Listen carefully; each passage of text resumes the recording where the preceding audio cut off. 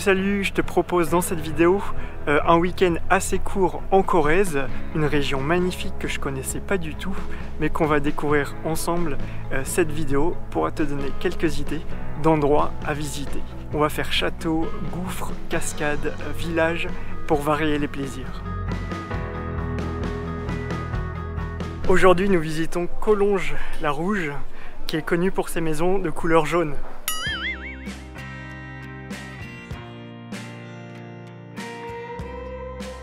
Cette commune du Limousin, qu'on surnomme la cité aux 25 tours, est classée monument historique et offre un spectacle flamboyant avec ses pierres rouges de grès et ses toits faits d'ardoise et de lauze.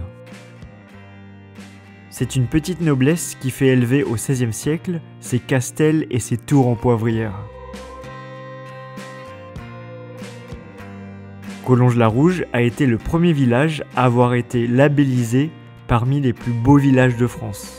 C'était d'ailleurs une idée de son maire en 1980, Charles Seyrac.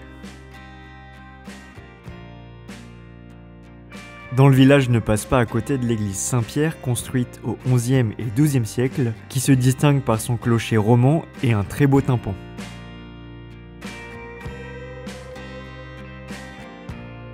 Juste à côté, on tombe sur un petit édifice religieux qu'on appelle la chapelle des pénitents, qui était autrefois dédiée à Saint-Maximin. Il y a aussi la maison de la sirène qu'on appelle ainsi grâce à une petite sculpture à droite de l'entrée. À l'intérieur, il y a un petit musée qui coûte 2 € l'entrée.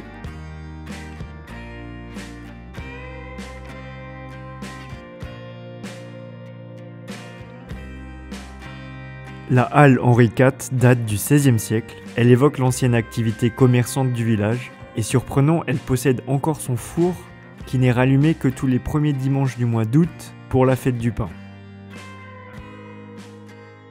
Nous passons maintenant à la visite du château de Ventadour.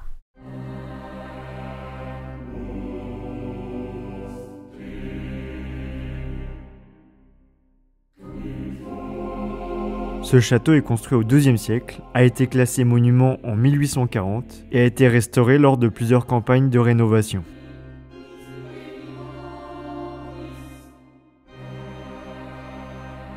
Il est situé sur un éperon rocheux et surplombe toute la vallée. Ce château était le siège d'une principauté dont les descendants se sont tous appelés Eble jusqu'au XIVe siècle.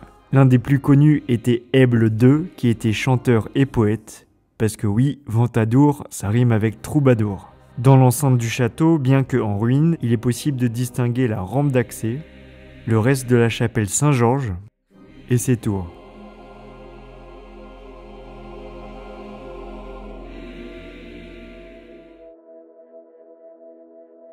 Je me rends ensuite aux cascades de Gimel, qui est l'une des attractions principales du Limousin.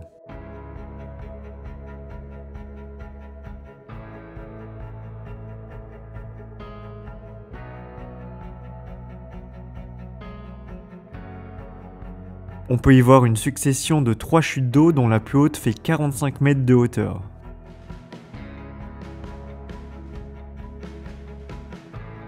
L'entrée pour accéder à la partie la plus pittoresque du parc est payante, pour une bonne raison puisque le site a été sauvé plusieurs fois de projets industriels destructeurs. Tout ça grâce à Gaston Vuillet et ses descendants qui maintiennent le domaine depuis plus d'1 siècle. Après la visite des cascades, il est aussi intéressant de se rendre au village de Gimel. J'ai bien apprécié découvrir un magnifique châsse du XIIe siècle sur lequel on voit apparaître des têtes en relief, marque spécifique de l'école du Limousin. Il a été volé en 1991 et retrouvé 3 ans plus tard. Pour la suite, nous allons au gouffre de la Fage, qui s'ouvre au cœur de la nature dans un vaste sous-bois dans la commune de Noailles. Ce lieu a été exploré pour la première fois officiellement en 1890. Aujourd'hui, la visite est très facile d'accès. L'entrée par son escalier est magique. Une fois sous terre, nous sommes éblouis par ses concrétions et gisements paléontologiques, avec de nombreux stalactites et stalagmites, et une colonie de chauves-souris qui volent au-dessus de votre tête. Même si vous n'êtes pas très fan du côté scientifique de la visite, on en prend vraiment plein la vue. C'était une visite de 1 heure seulement. À la sortie du gouffre, c'est une nouvelle naissance. Mais qui me permet de relativiser. C'est vrai que nous sommes, nous, pauvres humains, absolument rien du tout à l'échelle de l'histoire de notre planète.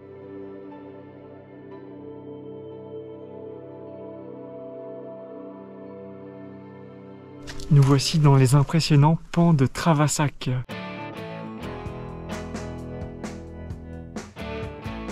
Cette petite visite obligatoirement guidée est très intéressante pour en apprendre plus sur l'ardoise de Travassac et ses artisans, qui sont malheureusement de moins en moins nombreux.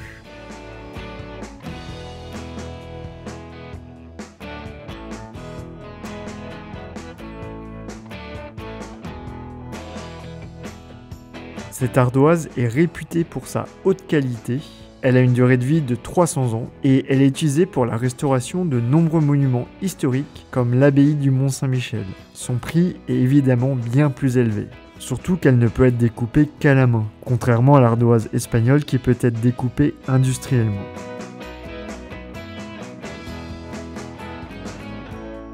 Nous faisons une balade rapide dans les rues pittoresques de Tulle.